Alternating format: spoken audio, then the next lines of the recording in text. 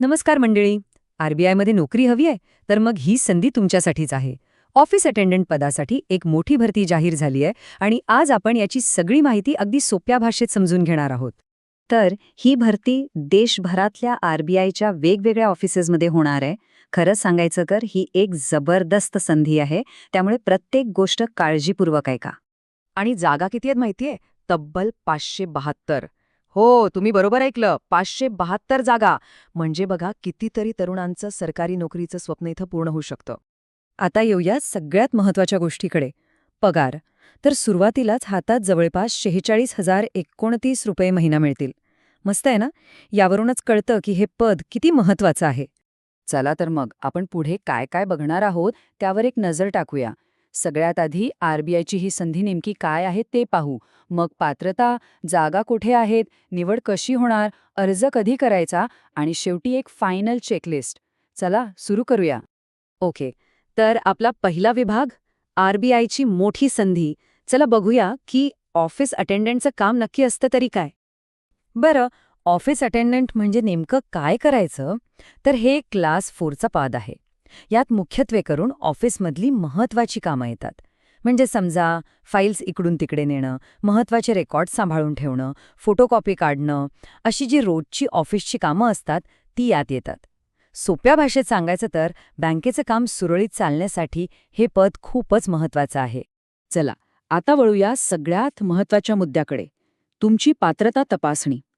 म्हणजे या पदासाठी अर्ज करायला आपण पात्र आहोत की नाही हे कसं ठरवायचं?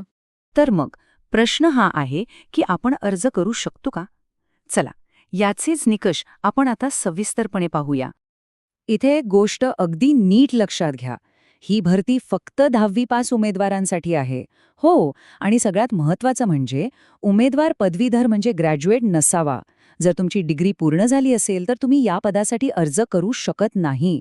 हा नियम खूपच जास्त महत्त्वाचा आहे, त्यामुळे ही गोष्ट विसरू नका. आता वयाबद्दल बोलूया. तुमचं वय 1 जानेवारी 2026 रोजी 18 ते 25 वर्षांच्या दरम्यान असायला हवं. म्हणजे बघा, तुमचा जन्म 2 जानेवारी 2001 ते 1 जानेवारी 2008 ह्या काळातला असायला पाहिजे. ह्या दोन्ही तारखा धरून. अर्थात काही विशिष्ट प्रवर्गांसाठी वयामध्ये सूट देण्यात आलेली आहे.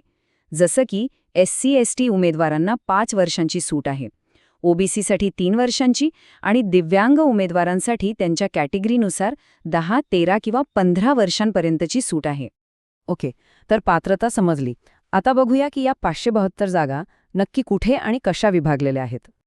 बघा, इथे तुम्हाला जागांचं वाटप स्पष्ट दिसेल. जनरल कॅटेगरीसाठी आहेत 291 जागा, त्यानंतर ओबीसीसाठी 83, SC साठी 89, ST साठी 58 आणि EWS साठी 51 जागा आहेत. म्हणजे सगळ्या प्रवर्गांसाठी संधी आहे. तुम्हाला कुठे अर्ज करायचा आहे हे ठरवायला मदत होईल. बघा, सगळ्यात जास्त जागा कानपूर आणि लखनौमध्ये आहेत, तब्बल 125. त्यानंतर कोलकात्यात 90 जागा आहेत, नवी दिल्लीत 61, गुवाहाटीत 52 आणि जयपूरमध्ये 42 जागा आहेत. ठीक आहे, जागा कुठे आहेत हे कळलं, पण निवड कशी होणार? चला आता निवड प्रक्रियेचे टप्पे समजून घेऊया. तर ही निवड प्रक्रिया 2 टप्प्यांमध्ये आहे. पहिला आहे ऑनलाईन टेस्ट. ही एक स्पर्धात्मक परीक्षा असेल. आणि दुसरा टप्पा आहे लँग्वेज प्रोफिशियन्सी टेस्ट, म्हणजे भाषा चाचणी. ही फक्त क्वालिफाईंग आहे, म्हणजे तुम्हाला फक्त ती पास करायची आहे. आता या ऑनलाईन टेस्टमध्ये काय काय असणार आहे ते पाहू. बघा, यात 4 विषय आहेत: reasoning, general English, general awareness आणि न्यूमेरिकल ॲबिलिटी. प्रत्येक विषयावर 30 प्रश्न असतील, म्हणजे एकूण 120 प्रश्न. आणि हे सगळं सोडवण्यासाठी तुम्हाला मिळतील 90 मिनिटं. आणि खूप महत्त्वाची गोष्ट लक्षात ठेवा, या परीक्षेत निगेटिव्ह मार्किंग आहे. म्हणजे प्रत्येक चुकीच्या उत्तरासाठी तुमचे 1/4 म्हणजे 1/4 मार्क कापले जातील. त्यामुळे जे उत्तर नक्की माहिती आहे तेच द्या. ओके, परीक्षेबद्दल कळलं. आता बघूया अर्ज कधी आणि कसा करायचा आहे आणि त्यासाठी किती फी आहे. हे बघा, या तारखा खूप महत्त्वाच्या आहेत, कुठेतरी लिहून ठेवा.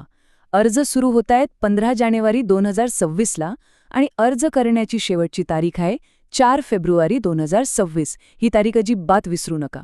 आणि परीक्षा साधारणपणे फेब्रुवारीच्या शेवटी किंवा मार्चच्या सुरुवातीला होऊ शकते. आता अर्जाच्या फीबद्दल बोलूया. जनरल, ओबीसी आणि EWS कॅटेगरीसाठी फी आहे 450 रुपये प्लस GST आणि SC, ST, दिव्यांग आणि माजी सैनिकांसाठी फक्त 50 रुपये प्लस GST इतकीच फी आहे. चला, आता आपण शेवटच्या भागाकडे आलो आहोत. अर्ज करण्यापूर्वी काय काय तयारी करायची आहे याची एक पटकन चेकलिस्ट बघूया. तर अर्ज करण्यापूर्वी काय करायचं? 1. तुमचं वय आणि शिक्षण पुन्हा एकदा तपासा. 2. कोणत्या ऑफिससाठी अर्ज करायचा आहे ते पक्क ठरवा. 3. कॅलेंडरमध्ये 4 फेब्रुवारी ही तारीख मार्क करून ठेवा. 4. तुमचा फोटो आणि सही स्कॅन करून तयार ठेवा. आणि 5 म्हणजे तुमचा एक व्यवस्थित चालू असलेला पर्सनल ईमेल ID हवा. बस, एवढं केलं की तुमचं काम सोपं होईल. तर मग RBIमध्ये आपलं करिअर सुरू करण्यासाठी पहिलं पाऊल उचलला तयार आहात का? ही संधी सोडू नका. नक्की प्रयत्न करा.